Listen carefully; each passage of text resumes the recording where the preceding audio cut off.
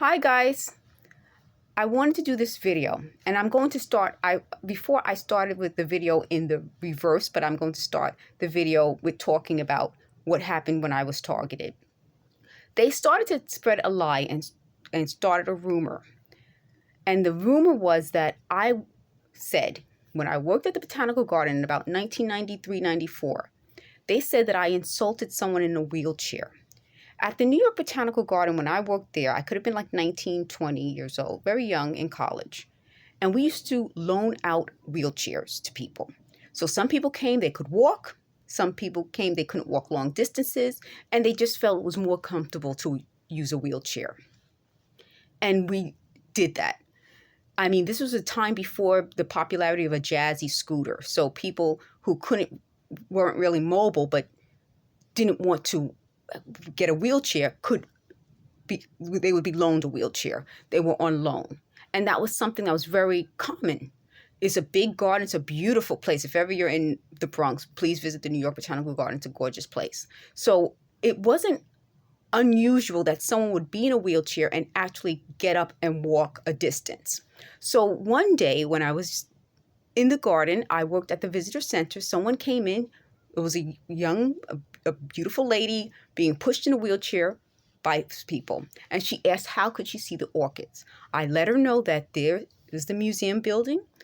If she could walk up the stairs, then she could, slowly walk up the stairs. She said she couldn't, so I called my supervisor and asked for an alternative.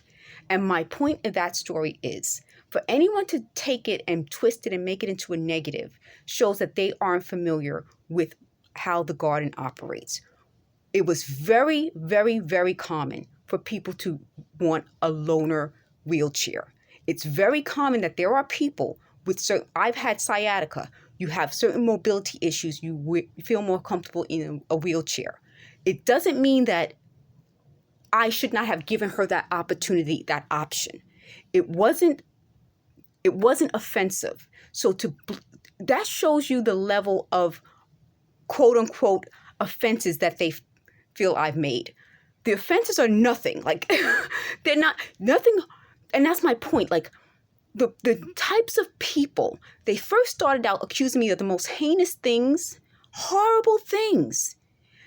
And then they diluted it down. So I don't know what this group of criminals are getting at, but I think it has to do with wanting to ruin my life, destroy my livelihood, accusing me of being offensive to someone in a wheelchair when they know I historically have worked with the public is to destroy my livelihood.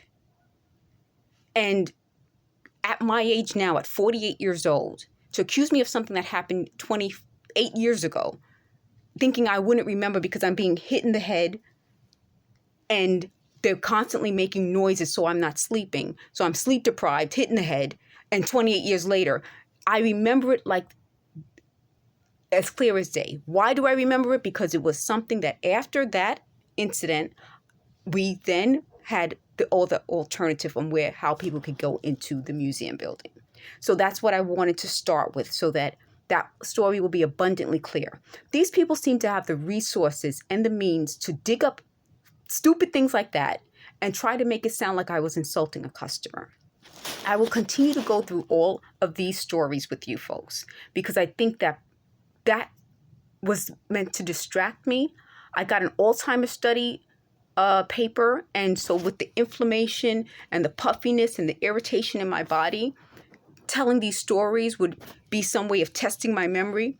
It sounds insane, and trust me, I feel like they're trying to drive me insane, but I will not go on that road. Instead, what I will do is constantly tell you guys what's going on, what they're accusing me of. My voice sounds scratchy because in addition to being hit in the head, I'm also hit in the throat. So I wanted to make that story clear.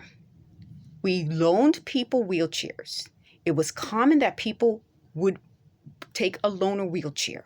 It was common that people who normally wouldn't use a wheelchair used a wheelchair because the garden is so large. It's common that because of this constant talking, they're constantly talking, that I would repeat some of what they're saying, even, and that's part of what I was saying in a previous video, that they kind of changed my terminology and changed my personality.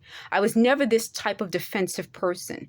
And part of the process of regaining my sense of self in this is that I'm going through like old thank you cards and Christmas cards and birthday cards from people. I've met a lot of beautiful people. I wanted to say that at the garden where I worked there decades ago, some of the best human beings on earth work there. And I feel like they helped me grow and helped me become a positive person. So in this process of me regaining my identity that these people are trying to steal, I am reconnecting to the truth. I am reconnecting to positive energy, and I'm trying to get their negativity out of my life. There's one other story I would like to tell you today. Now, they've accused me of all sorts of things, but they accused me of being two-faced, which is the furthest thing from the truth. Then they said I talk too much and I tell too much about myself. So you can't have it both ways. You can't say someone has two different personalities, but that person is an open person. If I'm a two-faced person, that means I'm one way one time, another way another time. If I'm open and I'm honest and I talk all the time and I'm upfront, that means I'm an honest person. That's not two-faced. That's part of what these people are trying to do to me. Try to get me to a point where I'm so confused, I'm so out of sync with myself that I fall for that trick. The truth is, I am an upfront, honest person, and I blab everything, okay? When I come home from work, I sit down and tell my mom everything that happens. When I'm talking on the phone to someone who I thought or think is a friend, I tell them exactly what happens, even if it makes me look bad, even if it sounds stupid. And I'm going to do, and I pledge to do the same thing with this channel. I'm going to be an open, honest person. Some of the stories that they've accused me of, and I live in the Bronx in Co-op City, so if you hear anything about a woman named Shamega Johnson, that's me. Some of the stories I won't address because it would be hurtful to someone else, but none of the stories that they are alleging now, they allege some horrible things, but